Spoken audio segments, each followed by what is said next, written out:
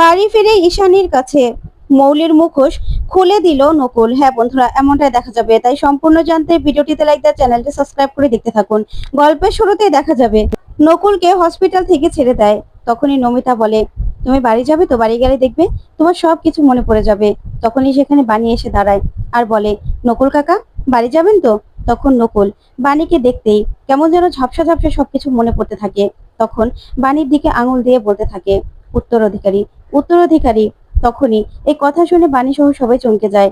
ওইদিকে দেখা যাবে মৌলি ওর দাদুকে বলে, হ্যাঁ আমি বিয়ে করব, কিন্তু আমার পছন্দের ছেলেকে। তখনই সবাই বলে, তোর পছন্দের ছেলে মানে? তখন নয়নতারা বলে, হ্যাঁ তাই তো দিদি ভাই, তুমি তো তোমার পছন্দের ছেলেকেই বিয়ে করবে। তোমার যাকে পছন্দ না তার সঙ্গে কি আর তোমাকে ধরে বেঁধে বিয়ে দেওয়া যাবে নাকি? বিয়েটা তো আর একদিনের নয়। তখন দাদু বলে, বেশ, তোমার পছন্দের ছেলের সঙ্গে আমরা বিয়ে দেব, কিন্তু তাকে আমাদের পছন্দ হতে হবে। আমাদের সঙ্গে দেখা করাও। সে কেমন, তার ঘর বাড়ি কি, সে কোন পরিবারে, সেটা তো আমাদের জানতে হবে। তখনই মৌলি বলে, হ্যাঁ দেখা করাবো তো দাদু। তাই আমার বিয়েতে আমি সবকিছু ঠিক করব, মেনু হতে শুরু করে বিয়ের দিন সবকিছু। তারপরে ফোন থেকে একটা ছবি বের করে, আর ছবি বের করে সবাইকে দেখায় আর বলে, এই যে দেখো তার ছবি। তখন তো সবাই মিলে ছবিটা দেখে আর মৌলি বলে, আমি ওর সঙ্গে খুব তাড়াতাড়ি তোমাদের দেখা করাবো। তখন দাদু বলে, বেশ, তোমার পছন্দ আমরা মেনে নিচ্ছি, কিন্তু তার সঙ্গে দেখা করানোর ব্যবস্থা করো। ওইদিকে নয়নতারা বলে, দিদি ভাই তোমার পছন্দ বেশ ভালো, কি সুন্দর দেখতে ছেলেটা, খুব ভালো লাগছে আমার। তখন দাদু বলে, শোনো দিদি ভাই, আমাদের যদি ভালো লাগে তাহলেই এই ছেলের সঙ্গে তোমার বিয়ে হবে, তাড়াতাড়ি একে বাড়িতে ডাকো। এই বলে তারা সবাই চলে গেলেই নয়নতারা দরজাটা লাগিয়ে মৌলিকে বলে, আচ্ছা দিদি ভাই, আমাকে বলো তো, তুমি তো অনিরুদ্ধকে এত তাড়াতাড়ি ভুলে যাওয়ার মেয়ে নয়, তাহলে এর সঙ্গে তোমার পরিচয় বা হলো কি করে? বলো আমাকে সবটা। তখন মৌলি বলে, আহা গ্র্যান্ড মামি, তোমাকেই তো আমি সবটা বলবো, তুমি ছাড়া আর কাকে আমি বলবো বলো তো? সময় হোক, তখন সবটা জানতে পারবে। তখন মৌলি মনে মনে বলে, তাড়াতাড়ি করে এআই এর একটা ছবি আমাকে দেখাতে হলো। আমি আগে বাণীকে অনিরুদ্ধ জীবন থেকে সরাবো, তারপর অনিরুদ্ধকে আমি আমার করে নিব। ওইদিকে নয়নতারা মনে মনে বলে, আমার রক্তই তো তোমার শরীরে বইছে দিদি ভাই, আমি জানি কিছু একটা প্ল্যান করছো তুমি। ওইদিকে দেখা যাবে নকুল বারবার করে কিছু বলার চেষ্টা করতে থাকে বাণীকে। তখন মৌলি আর নয়নতারা সেখানে পৌঁছে যায় আর মৌলি মনে মনে বলে, এই নকুলের সবকিছু মনে পড়ে গেল না তো? তারপরে নকুল বাণীকে বলে, উত্তর উত্তর।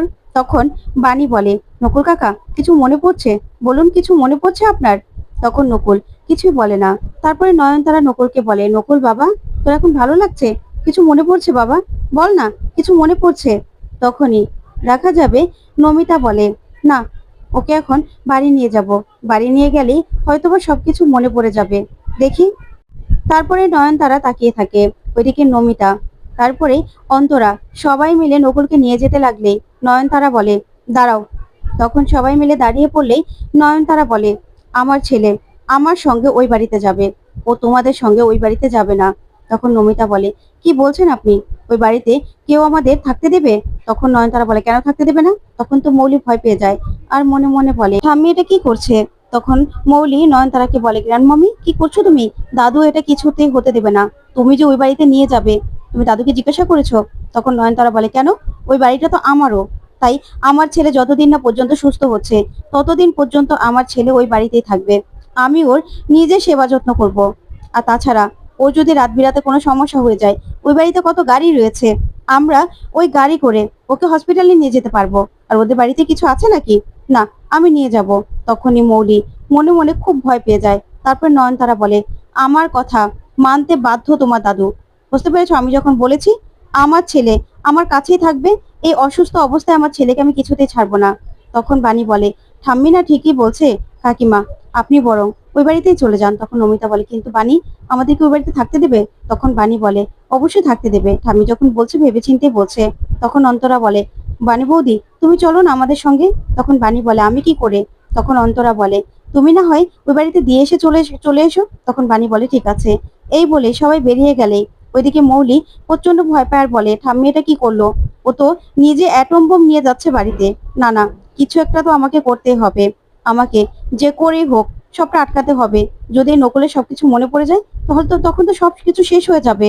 তারপরে দেখা যাবে নকুলকে নিয়ে বাড়িতে যায় নয়নতারা। তখন দাদু আসে আর এসেই বলে, এ কি নয়ন, ওকে এ বাড়িতে কেন নিয়ে আসলে? আর তাছাড়া বানিও তো দেখছি সাথে আছে, কি ব্যাপার বানি, তুমি এখানে কি করছো? তখন বানি বলে, না না দাদু, আমি তো শুধুমাত্র নকুল কাকাকে এখানে দিয়েই তারপরে চলে যাব। আমি তো ওনাদের দিয়ে যেতেই এসেছি, আমি এক্ষুনি চলে যাব। তখন দাদু বলে, নকুল এখানে থাকবে মানে? নকুলকে এখানে দিয়ে যেতে এসেছো মানে? কি ব্যাপার নয়ন, এগুলো কি বলছে? তখন নয়নতারা বলে, হ্যাঁ, আমার ছেলে নকুল এখানেই থাকবে। ও তো অসুস্থ, তাই ওর সেবা যত্ন আমি করতে চাই, ও এখানেই থাকবে। তখন দাদু বলে, ঠিক আছে, সেবা যত্ন করো না, টাকা পয়সা যা লাগে দিয়ে দাও, কিন্তু এখানে রাখার কি দরকার? তখন মৌলি বলে, এটাই তো দাদু, আমি তো এটাই বলছিলাম গ্র্যান্ড মমিকে, কিন্তু গ্র্যান্ড মমি কিছুতেই শুনতে চাইছে না। তখন নয়নতারা বলে, কেন? আমি কেন শুনবো? আমার ছেলেটার এই অবস্থা, আর আমার ছেলেটা কিনা ওই বাড়িতে থাকবে না, কিছুতেই হতে পারে না। তাই আমি আমার ছেলেটাকে আমার কাছেই রাখবো। তখন দাদু বলে, না, এটা কিছুতেই হতে পারে না। তুমি এখানে তোমার ছেলেকে রাখতে পারো না, তোমার ছেলে কবে ঠিক হবে তার তো কোনো ঠিক নেই, তাই না? তখন তো নমিতা কাঁদতে থাকে। তখন দাদু বলে, দেখো বৌমা, আমার না বলার এটা কোনো মানে ছিল না, তবে এটা তো সত্যি যে কবে ঠিক হবে তার তো কোনো ঠিক নেই। তখন ঈশানী আর পিনাকি বলে, আচ্ছা বাবা, ছোট মা যেটা বলেছে সেটা তো ঠিকই বলেছে, থাকুক না এখানে, দাদা এখানে থাকলে তার সেবা যত্ন ভালো হবে, তাড়াতাড়ি সুস্থ হয়ে যাবে। তখন ঈশানী বলে, হ্যাঁ বাবা, থাকুক না এখানে, আমরা দরকার হলে একটা নার্স রেখে দেব দাদা দেখাশোনা করার জন্য, দাদা এখানেই থাকুক। তখনই দাদু বলে, না, কোনো দরকার নেই, এখানে থাকবে না। তখন ঠাম্মি বলে, কেন, কেন আমার ছেলে থাকতে পারবে না এখানে? তখন মৌলি বারবার করে বারণ করতে থাকলে নয়নতারা মৌলির উপর রেগে যায় আর বলে, না, একদম না দিদি ভাই, আমার ছেলেকে আমি বলেছি এখানে থাকবে, আমার ছেলে এখানে থাকবে। তখন নমিতা বলে, অন্তরা, একটা গাড়ি ডাকো তো, তোমার বাবাকে নিয়ে আমরা বাড়ি চলে যাই। তখন অন্তরা বাণীকে বলে, বাণী বৌদি, তুমি একটা ট্যাক্সি ডাকো না। তখন বাণী যেতে লাগলেই তখন নয়নতারা বলে, না বাণী, তুমি কোথাও যাবে না, আমার ছেলে এই বাড়িতেই থাকবে। শোনো মিস্টার শিবনাথ রয়, আমি যদি এ বাড়িতে আমার ছেলেকে রাখতে না পারি না, তাহলে আমি নিজেকে শেষ করে দেবো। এই বলে সেখান থেকে ছুটে যায় নয়নতারা, আর একটা কেরোসিনের বোতল নিয়ে আসে আর নিজের শরীরে কেরোসিন ঢালতে থাকে। তখন ঈশানী পিনাকি সবাই আটকানোর চেষ্টা করে। তারপর নয়নতারা বলে, না, আমি কিছুতে আমার এই জীবন রাখবো না, আমি জ্বালিয়ে দেব, আমি জ্বালিয়ে দেব, কারণ আমার তো এই বাড়িতে কোনো মূল্য নেই। কারণ দেবনাথ রয় কেন, কেন আমার ছেলেকে এই বাড়িতে থাকতে দেবে না? তখন বান্টি আসে, এসেই ঠাম্মিকে আটকানোর চেষ্টা করে, কিন্তু ঠাম্মি কারো কথা শুনতে চায় না। তখন পিনাকি বলে, আচ্ছা ছোট মা, থাকবে, এখানে থাকবে তো দাদা, বললাম তো। তখন ঈশানী বলে, হ্যাঁ থাকবে তো, দাদা এখানেই থাকবে। তখন নয়নতারা বলে, না, সেদিন এই দেবনাথ রয় কি বলেছিল ঈশানীকে, যে এটা ঈশানীরই বাড়ি, তাই ঈশানী যে কোনো ডিসিশন এই বাড়িতে নিতে পারে, তাহলে আমি কে? এই বাড়ির না হয় ঈশানী কর্তি, কিন্তু আমি, আমার কি কোনো কথা দাম নেই? আমি কি আমার ছেলেটাকে এই বাড়িতে রাখতে পারবো না? আমার ছেলেটাকে কোনো দিনও তো এই বাড়িতে আমি আনিনি, এখন আমার ছেলেটা অসুস্থ, তাই আমার ছেলেটাকে আমি একটু নিজের হাতে সেবা যত্ন করবো, ওকে সুস্থ করার চেষ্টা করব। আমি কি পারবো না আমার ছেলেটাকে এখানে রাখতে? আমার ছেলেটাকে কোনো দিন কি আমি এখানে রাখার চেষ্টা করেছিলাম? না, আমি নিজেকে শেষ করে দেব। এই বলেই মেছের কাঠি যখনই ধরায় তখনই নকুল মা বলে ডেকে ওঠে। তখন নয়নতারা ছুটে যায় নকুলের কাছে আর বলে, বাবা, তুই সবকিছু মনে পড়ে গেছে? বল না, তুই আমাকে মা বলে ডাকলি, বল আবার মা বলে ডাক। তখন নকুল বলে, মা। তারপরে কেরোসিনের গন্ধে নকুল কেমন করতে থাকে। ওইদিকে মৌলি ভয় পেয়ে যায় আর মনে মনে বলে, কি ব্যাপার, এই নকুলটার আবার সবকিছু মনে পড়ে গেল না তো? তখন বাণী বলে, নকুল কাকা, আপনার সবকিছু মনে পড়ে গেছে, বলুন না। তখন নকুল বলে, আমার মা কোথায়, কোথায় আমার মা, কে আমার মা? তখন নয়নতারা কান্নায় ভেঙে পড়ে। তখন নকুল হাঁটতে হাঁটতে মৌলির কাছে যায় আর মৌলির কাছে গিয়েও বলতে থাকে, আমার মা কোথায়, কোথায় আমার মা? এ বলে ঈশানীর কাছে যায়, গিয়ে বলে, তুমি, তুমিই তো আমার মা। তখন ঈশানী কাঁদতে থাকে নকুলের কথা শুনে। তারপরে নকুল বলে, আমার মা, তুমি আমার মা। তারপরেই দাদুকে গিয়ে বলে, দাদু, দাদু, আমি এখানে থাকবো, আমি এখানে থাকবো। তখন দাদু বিরক্ত হয়ে যায়। তখন নয়নতারা বলে, দেখেছো আমার ছেলেটার এই অবস্থা, তারপরে তোমার পাষাণ মনে একটুও গলছে না, তাই না? আমার ছেলেটার অবস্থা দেখিও তুমি বলতে পারছো না ও এখানে থাকবে? তখন দাদু বলে, ঠিক আছে ঠিক আছে, ও যতদিন না পর্যন্ত সুস্থ হবে ততদিন পর্যন্ত ও এখানেই থাকবে, তারপরে যেন আবার থাকার চেষ্টা না করে, ও যেন আবার বলে না যে ও এখানেই থাকবে, এই বাড়ির উত্তরসূরি ও, এগুলো যেন বলে না। তখন নয়নতারা বলে, না না, বলবে না আমার ছেলে। তারপরে সবাই এক এক করে সেখান থেকে চলে যায়। ওইদিকে ঈশানী তাকিয়ে থাকে। তারপর নয়নতারা কাঁদতে থাকে। ওইদিকে ঈশানী নমিতাকে বলে, নমিতা, তোমাদের গেস্ট হাউস খুলে দেওয়া হবে, তোমরা যাও। তারপরেই বাণীকে ঈশানী বলে, বাণী, সাথী কেমন আছে? তখন বাণী বলে, মা ওরকমই আছে, কি বলবো, আমাদের এরকম ঝড় গেল। তখন ঈশানী বলে, হ্যাঁ, এরকম একটা ঘটনা ঘটে গেল, কি বলবো। আর তোমরা, তোমরা কেমন আছো বাণী? তখন বাণী বলে, আমরা ঠিক আছি মা, চিন্তা করবেন না। তখন ঈশানী বলে, বাণী, তোমাকে একটা কথা বলতাম। তোমার দাদু না নারকেলের নাড়ু খেতে চেয়েছে।